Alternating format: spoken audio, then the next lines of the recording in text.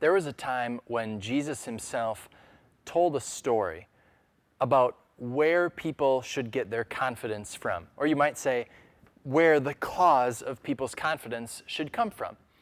It's recorded in Luke chapter 18 in verses 9 through 14. Here it is.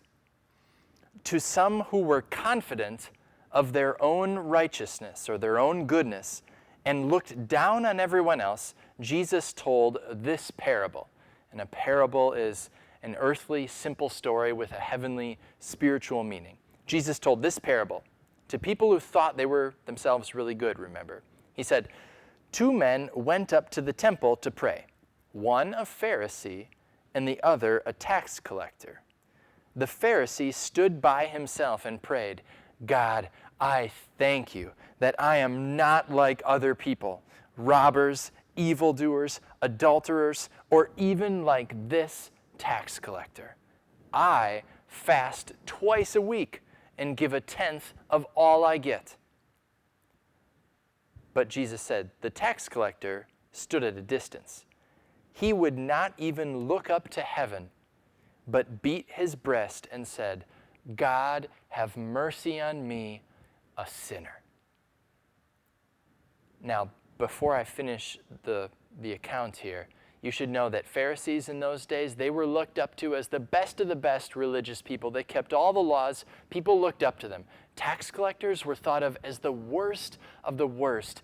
Everyone hated them. These were Jewish people who worked for the Romans, the enemy, and they cheated their own people. Tax collectors were the worst. Now look at what Jesus says. And remember what the tax collector and the Pharisee said and where they got their confidence from. Here's how Jesus concluded the account. He says, I tell you that this man, the tax collector, rather than the other, went home justified before God, or good with God. For all those who exalt themselves will be humbled, and those who humble themselves will be exalted. This is God's word. Now, we're going to look at some of the results that come from when you have your confidence in the right place, when you get your confidence from Jesus. And these words are recorded in the book of Hebrews, chapter 13. We're going to hear some instructions for us, and then at the end, where we get our confidence from again. So here we go. Hebrews 13, verses 1 through 6. Keep on loving one another as brothers and sisters. Do not forget to show hospitality to strangers, for by doing so, some people have shown hospitality to angels without knowing it.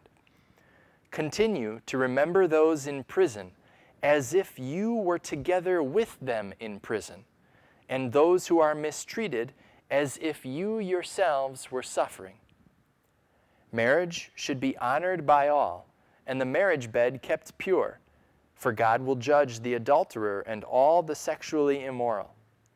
Keep your lives free from the love of money and be content with what you have, because God has said, never will I leave you, never will I forsake you.